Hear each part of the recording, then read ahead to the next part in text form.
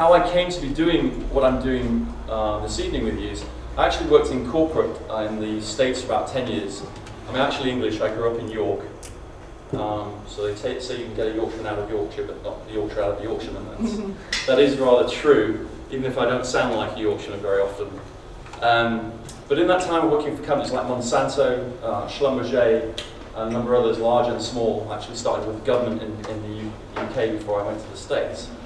I was working in commercial roles, and after about 15 years, and after I come back to the UK, I got tired of the waste of what I saw with people in business, even in companies that were meant to do better than what they were doing.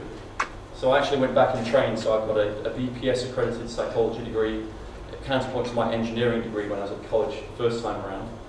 And then I went and did a master's degree at Guildford in, it's called Change Agent Skills and Strategies, any of you that might have heard of that course. But it's a theory of facilitation skills of working with individuals, groups, and organizations, learning, development, and change. After that, I worked there. I worked for a leadership and change consultancy.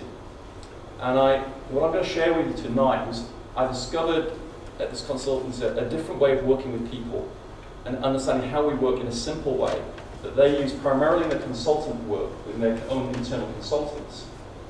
And I then used it as a focus for my dissertation for my master's, and used it with people going through unwanted redundancy to help them have a more effective mindset and shift to that whole transition so that they then could be in a better state of mind for the hard skills training they were getting, be in a better place for the interviewing and more effective.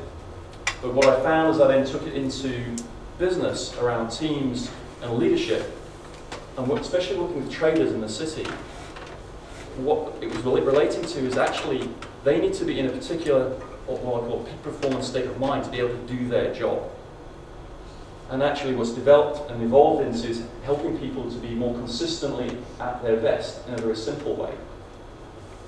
And that's led to where we are tonight, and that's what we're going to share a little bit of with you tonight.